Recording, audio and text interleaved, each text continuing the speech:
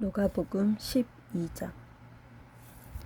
그 사이에 서로 밟힐 만큼 많은 군중이 모여들었는데 예수님은 먼저 제자들에게 이렇게 말씀하셨다. 너희는 바리새파 사람들의 누룩인 위선을 주의하라. 감추어진 일이 드러나지 않을 것이 없고 숨겨진 일이 알려지지 않을 것이 없다. 너희가 어두운 데서 한 말도 밝은 데서 들릴 것이며 골방에서 속삭인 말도 옥상에서 큰 소리로 전파될 것이다. 나의 친구들아, 내가 너희에게 말한다. 몸은 죽여도 그 이상 아무것도 할 수 없는 사람들을 두려워하지 말아라. 너희가 정말 두려워해야 할 분을 내가 보이겠다. 그분은 몸을 죽인 후에 영혼을 지옥에 던져넣는 권능을 가진 하나님이시다. 내가 참으로 너희에게 말하지만 그분을 두려워하여라. 참새 5마리가 동전 몇 푼에 팔리지 않느냐? 그러나 하나님은 그런 참새 1마리도 잊지 않으신다. 참으로 그분은 너희 머리카락도 다 세고 계신다. 그러므로 두려워하지 말아라. 너희는 많은 참새들보다 더 귀하다. 내가 분명히 말한다. 누구든지 사람들 앞에서 나를 안다고 하면 나도 하나님의 천사들 앞에서 그를 안다고 할 것이다. 그러나 사람들 앞에서 나를 모른다고 하면 나도 하나님의 천사들 앞에서 그를 모른다고 할 것이다. 누구든지 나를 욕하는 사람은 용서받을 수 있으나 성령님을 모독하는 사람은 용서받지 못할 것이다. 너희가 회당이나 관리나 권력자들 앞에 끌려가도 무슨 말로 어떻게 변명할까 걱정하지 말아라. 그 시간에 너희가 할 말을 성령께서 가르쳐 주실 것이다. 그때 군중 가운데서 어떤 사람이 예수님께 선생님, 내 형더러 유산을 나와 나누어 가지라고 말씀해 주십시오 하였다. 그러나 예수님은 그에게 이 사람아, 내가 너희 재판관이나 재산 나누는 사람인 줄 아느냐 하시고 군중을 향해 이렇게 말씀하셨다. 너희는 온갖 욕심을 조심하라. 제 아무리 넉넉하다 해도 사람의 생명이 재산에 달려있는 것은 아니다. 그리고서 예수님은 그들에게 이런 비유를 말씀하셨다. 비옥한 농토를 가진 어떤 부자가 풍성한 수확을 하자 속으로 내가 곡식을 쌓아둘 곳이 없으니 어떻게 할까? 옳지, 이렇게 하면 되겠구나. 내 곡간을 헐고 더 크게 지어 거기에 내 모든 곡식과 물건을 쌓아두겠다 하였고, 또 그의 영혼에게 내 영혼아, 여러 해 쓸 물건이 많이 쌓여 있다. 이제 편히 쉬면서 먹고 마시고 즐겨라 하였다. 그러나 하나님은 그에게 이렇게 말씀하셨다. 어리석은 사람아, 오늘 밤에 내 영혼을 도로 찾아가면 내가 지금까지 쌓아둔 것이 네 것이 되겠느냐. 자기를 위해서는 재산을 쌓으면서도 하나님께 대하여 부요하지 못한 사람은 바로 이와 같은 사람이다. 그런 다음 예수님은 제자들에게 말씀하셨다. 그러므로 내가 너희에게 말한다. 너희 생명을 위해 무엇을 먹을까? 너희 몸을 위해 무엇을 입을까? 걱정하지 말아라. 생명이 음식보다 더 중요하고 몸이 옷보다 더 중요하다. 까마귀를 생각해 보아라. 까마귀는 씨를 뿌리거나 거두지도 않고 곡간이나 창고도 없다. 그러나 하나님께서는 까마귀를 기르신다. 너희는 새보다 더 귀하지 않느냐? 너희 중에 누가 걱정한다고 해서 자기 키를 한 치라도 더 늘릴 수 있느냐?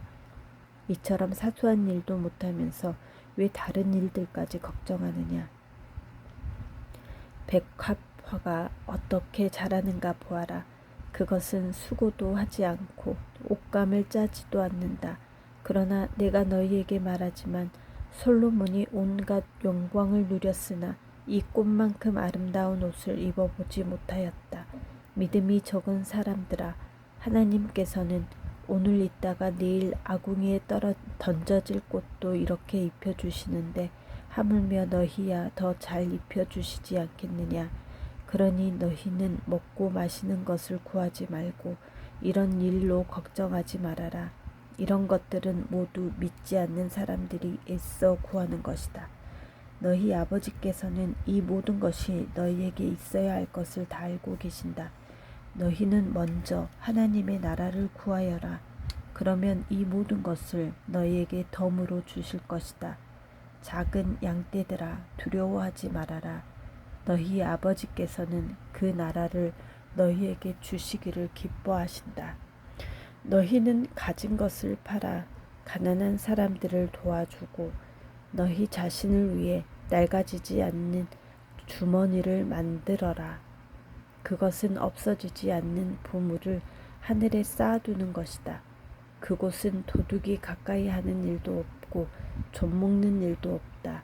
너희 보물이 있는 곳에 너희 마음도 있다. 너희는 허리띠를 띠고 등불을 켜놓고 깨어 있어라. 마치 주인이 결혼식에서 돌아와 문을 두드리면 곧 열어주려고 기다리는 사람들처럼 하라.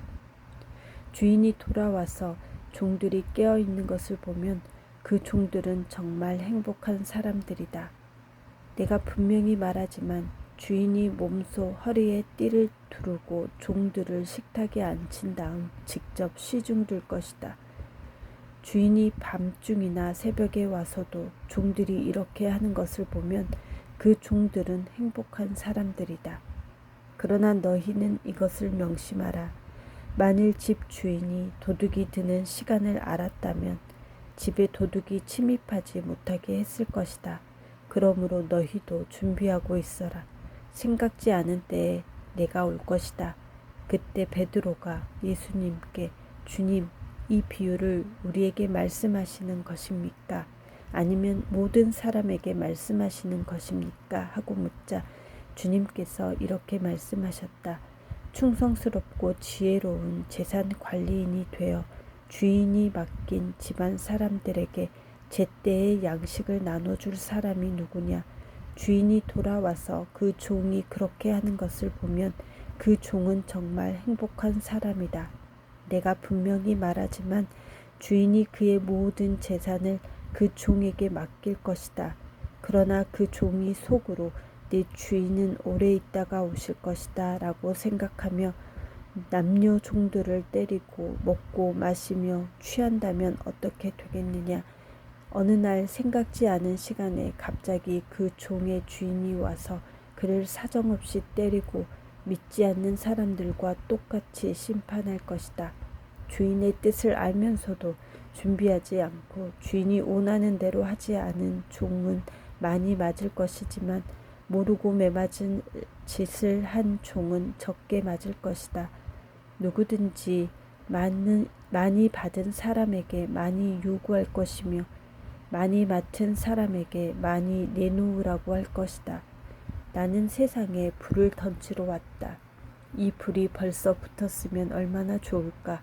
그러나 나는 고난의 세례를 받아야 한다.